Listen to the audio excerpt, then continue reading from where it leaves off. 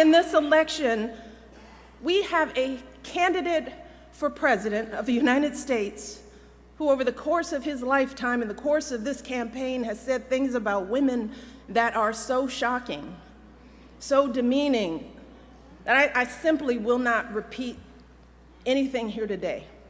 And last week, we saw this candidate actually bragging about sexually assaulting women.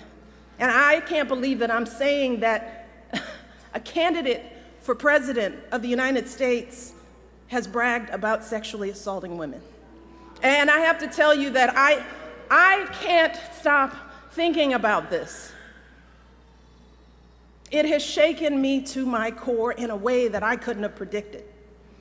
So while I'd love nothing more than to pretend like this isn't happening and to come out here and do my normal campaign speech, it would be dishonest and disingenuous to me to just move on to the next thing like this was all just a bad dream. This is not something that we can ignore. It's not something we can just sweep under the rug as just another disturbing footnote in a sad election season.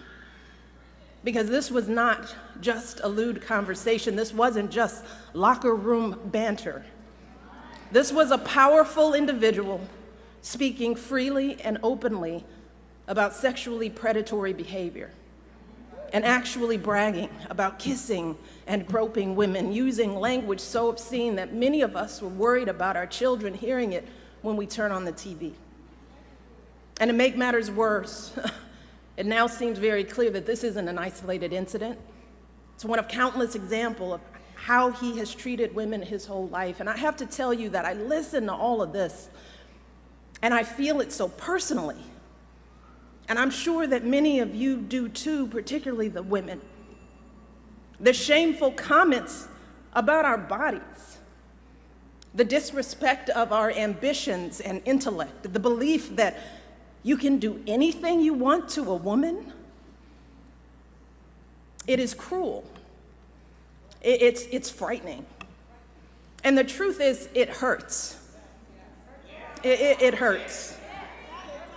It's like that sick, sinking feeling you get when you're walking down the street, minding your own business, and some guy yells out vulgar words about your body. Or when you see that guy at work that stands just a little too close, stares a little too long, and makes you feel uncomfortable in your own skin.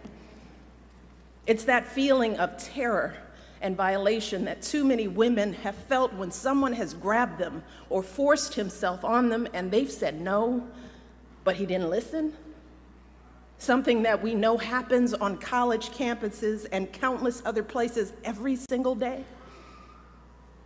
It reminds us of stories we've heard from our mothers and grandmothers about how back in their day, the boss could say and do whatever he pleased to the women in the office, and even though they worked so hard, jumped over every hurdle to prove themselves, it was never enough.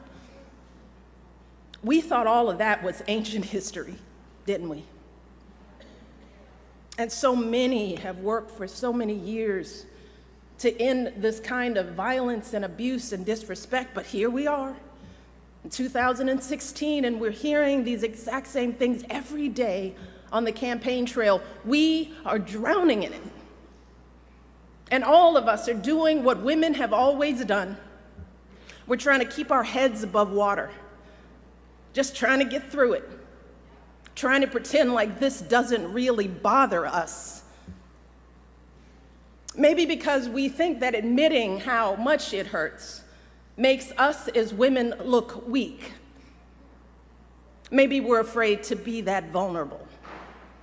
Maybe we've grown accustomed to swallowing these emotions and staying quiet because we've seen that people often won't take our word over his.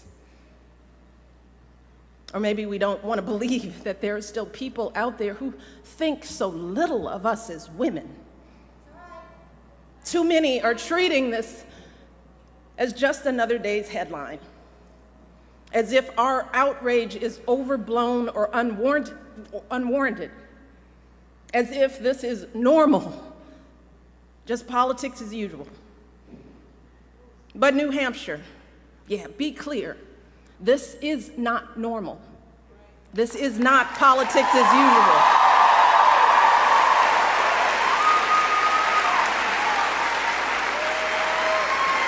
This is disgraceful. It is intolerable. And it doesn't matter what party you belong to, Democrat, Republican, Independent, no woman deserves to be treated this way. None of us deserves this kind of abuse.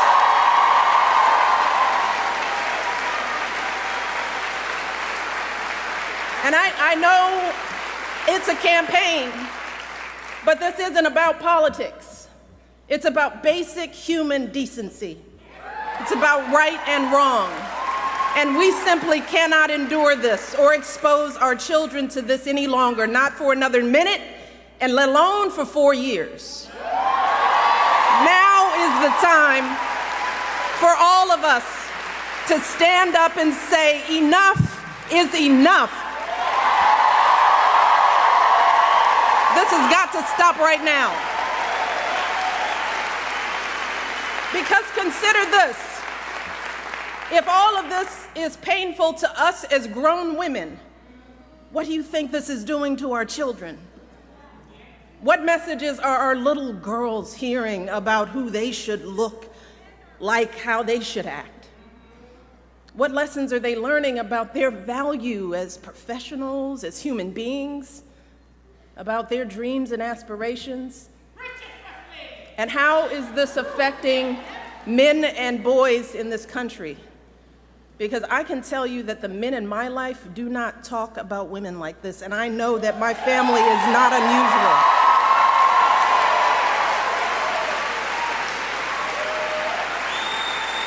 And to dismiss this as everyday locker room talk is an insult to decent men everywhere.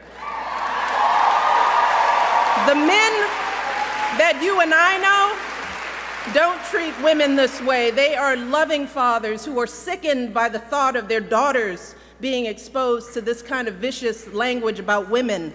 They are husbands and brothers and sons who don't tolerate women being treated and demeaned and disrespected. And like us, these men are worried about the impact this election is having on our boys who are looking for role models of what it means to be a man. In fact, someone recently told me a story about their 6-year-old son who one day was watching the news. They were watching the news together, and the little boy out of the blue said, "I think Hillary Clinton will be president." And his mom said, "Well, why do you say that?" And this little 6-year-old said, "Because the other guy called someone a piggy." And he said, "You cannot be president if you call someone a piggy." So even a 6-year-old knows better. A 6-year-old knows that this is not how adults behave. This is not how decent human beings behave. And this is certainly not how someone who wants to be president of the United States behaves. Because let's be very clear, strong men, men who are truly role models, don't need to put down women to make themselves feel powerful. People who are truly strong lift others up. People who are truly powerful bring others together. And that is what we need in our next president. We need someone who is a uniting force in this country.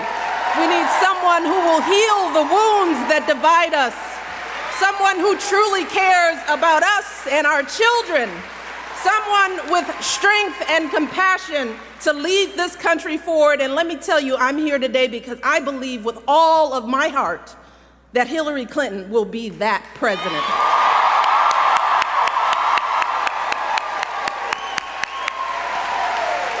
See, we know that Hillary's the right person for the job because we've seen her character and commitment, not just in this campaign, but over the course of her entire life. The fact is that Hillary embodies so many of the values that we try so hard to teach our young people. We tell our young people, work hard in school, get a good education. We encourage them to use that education to help others, which is exactly what Hillary did with her college and law degrees, advocating for kids with disabilities, fighting for children's health care as First Lady, affordable child care in the Senate,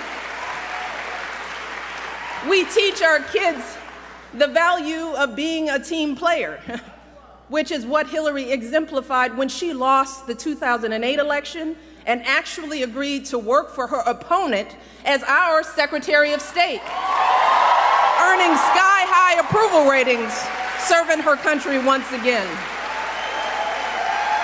We also teach our kids that you don't take shortcuts in life, and you strive for meaningful success in whatever job you do.